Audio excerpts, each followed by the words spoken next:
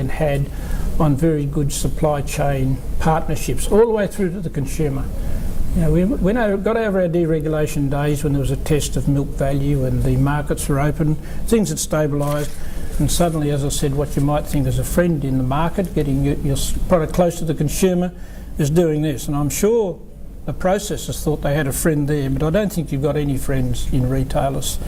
They're too tough. Some might be here, their representatives, they're just too tough. I mean, this is market power and market bullying as far as I'm concerned. An episode of it. There was a regional issue as well, because this will affect the northern farmers more than the southern farmers, and Western Australia as well, northern and Western Australia, because their industries are now focused on drinking milk. And Coles used this argument because where milk prices will not be affected, and where milk prices were going up, mainly because of the very low prices after the GFC, and because they even played the annual step up. Milk prices are going up. Well, really, it was only a back pay, but any of these lifts, Coles are out there immediately saying, what are you talking about, milk prices going up? So the southern areas, which is mainly commodity based, and most milk used for commodities, I think the processors there might be hurt, but if I'm talking from a farmer perspective, I think the farmer pricing will be stable there, even though farmers supplying drinking milk processors in the south get a premium for year-round supply. It's really the other areas that are getting hurt, and Coles can say they don't set milk prices, but their behaviour as it's spread collaterally across the industry determines what processors can pay to farmers. I mean, a bit different than setting prices, and they saying we don't pay farmers, to the money you pay to the industry and processors is what determines what processors can pay to farmers. So Coles played that card, and most of the commentary by economists and consultants, and there's a group called Sapere, I think they called. They did a industry research for Coles, just emphasised the south, that this will have no effect on pricing.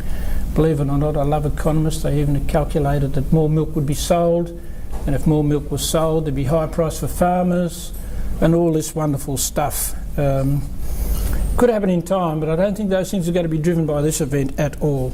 Some university, guy from Monash University or Melbourne, Professor King, came out and say this will be just so good because at $1 more milk will be sold. Well, milk's inelastic, about 102 litres per capita, and steady, so no more milk has been sold.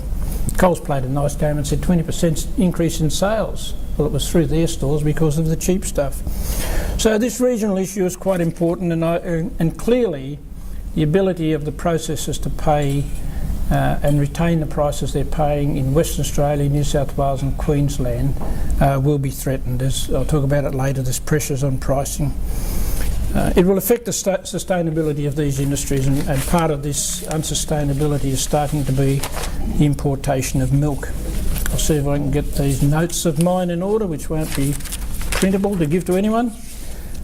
Another part of this is the unusual Australian generic brand problem, as I call it, a structural thing. No one to the degree that Australia has had the generic brand pricing differential. And it really came out of deregulation. When with regulation all prices were the same. I'll ask George to help me here, he knows a million times more than this than I do, but George Davey. But with deregulation, of course, the market opened up. There was bidding. There wasn't much private label milk because the retailer said we want a bit of choice in our offer, but most of it was brand. With deregulation, they wanted more private label. They wanted to spread their offer, of course, be good retailers, and there was bidding for the private label business. Now, dairy farmers lost two major private label contracts, one below cost, which we knew of.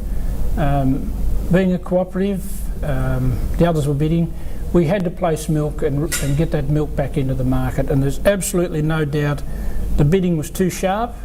I was on the board. I can say I didn't know what the price was. We instructed the management to get the business. The only thing they know about me when I go to Europe and England is I was on the Dairy Farmers Board to drop the milk price. So this message is around the world. The bidding was too sharp. Private label wholesale pricing got too low. And if we think this is the episode of private label, Woolworths did the same thing in 2001. Just sold more and more of it at a lesser price, and dairy farmers was glad they were out of there after 2 years, because the more they sold, the more we lost. So this was a new set of private label wholesale pricing because of the drop in milk prices, and that reflects then, was done at the margin line, the economics of the margin line. Just more and more of it was sold, and the marginal price became the average price, and the cost lines overtook it. It reflected the absolute importance of brands, and brand percentages decreased in vendors, in retailers, but the brand volume supported route and the ability to get milk to many consumers in many places.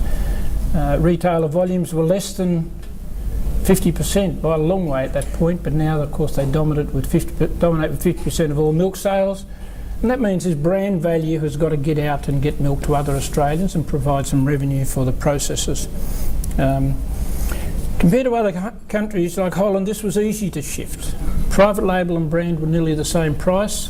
Campina Milcuni, the big cooperative, branded cooperative, said, well, if you want it all and you're going to put pressure on us, we'll carton it in your package and have margin above conversion costs. England was a little tougher.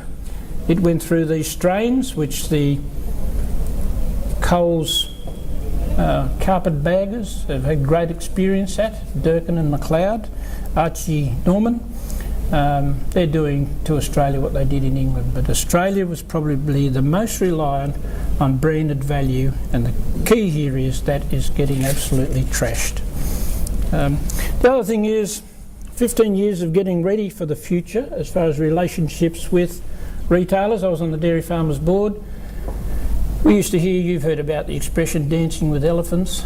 You know, the retailers, you've got to dance with them on the dance floor, but they'll stomp on you and shit on you, but you've got to keep dancing. You know, it's no good. It's hard doing business with them, but you can't do business without them. They're tough. And now, of course, with this large percentage, two big retailers and processors focused on business with them, they're very exposed to them. And that is shown by the swinging of milk contracts now, where this could just trash a retailer, a processor in a region, as it did in Line in New South Wales, where 30% of their milk was lost. Just one contract, and that affects the farmers. So a lot of exposure to trying to dance with these elephants. Part of it was national contracts. The big players got big, so they'd have the power to deal with the retailers all up the East Coast, for example, mainly Line and national and dairy farmers. Thought it was probably a barrier to entry. If we're this big with so much category offer right across the shelf, nobody else will be able to get this business. Well, that didn't last over time. Once the retailers think you rely on them that much and they rely on you, they'll soon go looking elsewhere. And the other one was a tricky one called national invoicing, where in milk the offer price for milk was single over all of Australia.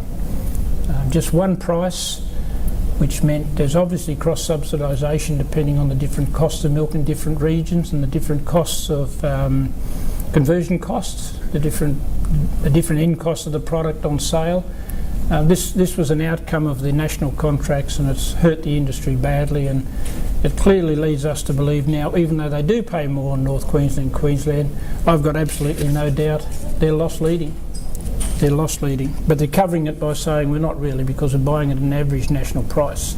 So I think the industry generally concedes it was a bad move, that if milk costs are higher in North Queensland through lesser scale and geographic costs of producing milk, it should be higher on the shelf.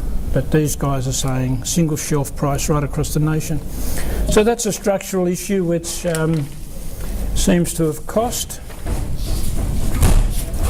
Just quickly, that goes with the mix issue, that it takes all the products on the retailer shelf in the milk category to provide the revenue for a processor.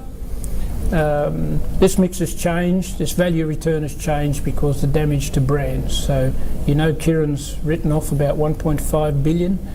It's a business that's hurting badly. Parmalat are saying their profits have decreased drastically. Kirin has written off not only based on performance and impairment of their business, also written down their very strong brands, and they paid a lot of money for the dairy farmers'